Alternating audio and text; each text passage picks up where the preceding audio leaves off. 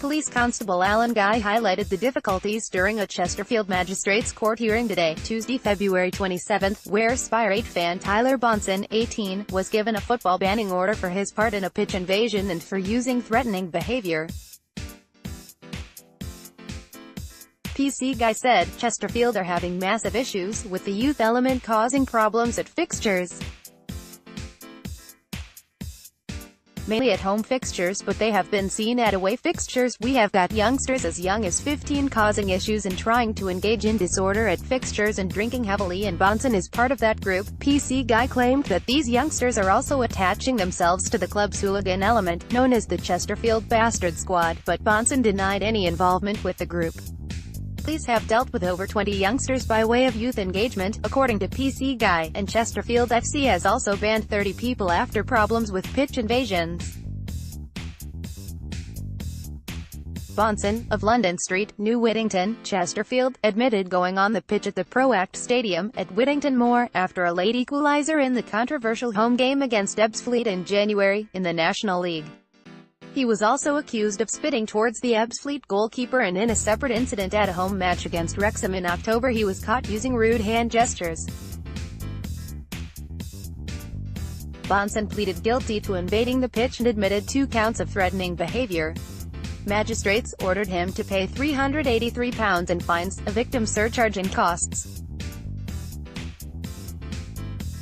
He was also given a 3-year football banning order.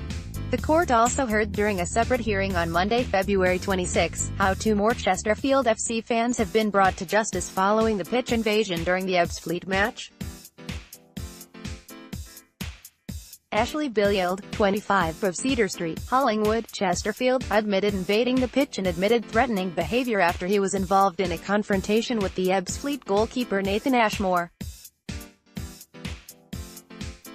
Rees-Marr, 23, of No Fixed Abode, also admitted going on the pitch as fans celebrated Chesterfield FC's equaliser. Here's who has appeared before Chesterfield magistrates in our latest roundup from the courts. Prosecuting solicitor John Cooper told the February 26 hearing the Ebbsfleet goalkeeper had been subjected to abuse from fans and they had accused him of time wasting. Mr. Cooper said that when Chesterfield FC equalised, fans ran on the pitch and Billield was seen standing over Mr. Ashmore and pointing at him before Mr. Ashmore took him by the coat and pulled him to the ground. The court heard the Ebbsfleet goalkeeper had been highlighted as a potential concern after reported problems at 2 of his team's matches following claims he had been racially abused. Mr. Cooper said Marr was seen running behind the goal towards the Chesterfield players during the Ebbsfleet match. Defense solicitor Kevin Tomlinson said Billield has apologized to Chesterfield FC and the club has banned him from matches for 10 years. Mr. Tomlinson added that Mr. Ashmore was already on the ground having tried to stop the equaliser and there was no physical contact until the goalkeeper took hold of Billield and threw him to the back of the net.